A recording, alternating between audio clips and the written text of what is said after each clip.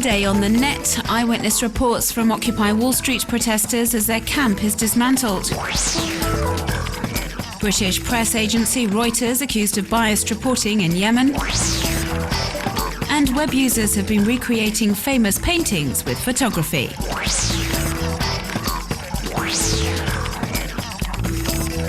The eviction of Occupy Wall Street protesters live on the internet.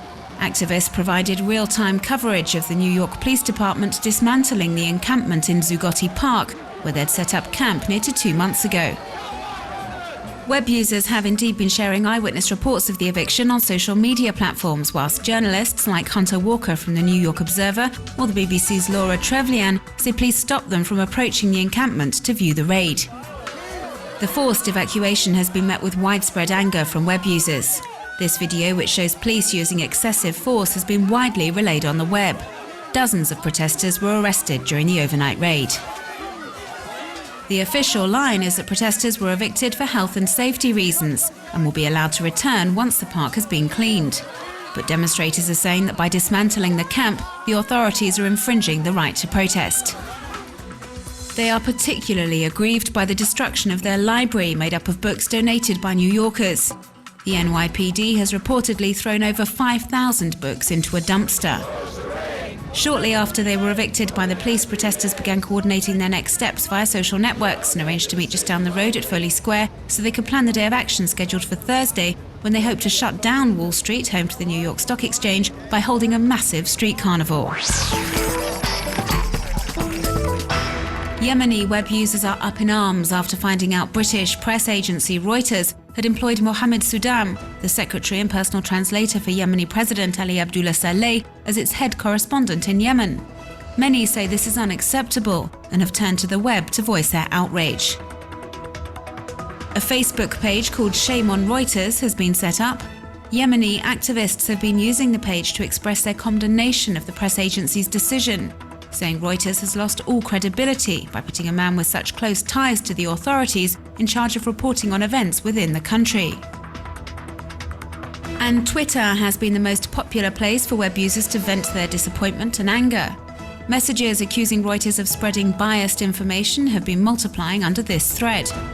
This microblogger is questioning the press agency's reliability and describes the revelations as scandalous. Other shocked social networkers are demanding an explanation from Reuters. They cannot understand how an internationally renowned press agency could have chosen such a person to cover events in Yemen.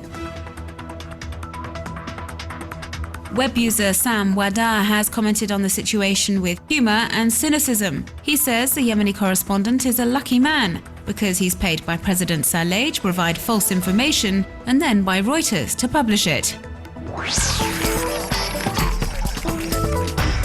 This blog has launched a competition where contestants have to recreate famous paintings with photography. The entries are very impressive and full of imagination. Dozens of photos have been posted on the site, with web users recreating works by Frida Kahlo, for example, or Vincent van Gogh. There's great attention to detail, and many have been given a comical twist.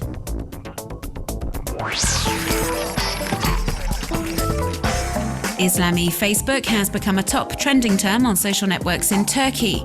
Salam World, a community site for Muslims from all over the world, is soon to make its debut in Istanbul, sparking an avalanche of commentary online, with many web users jokingly wondering how the site will differ from its illustrious competitor. Salam World, which is financed by a businessman, will be available in 15 languages and hopes to draw 100 million members in the first 3 years.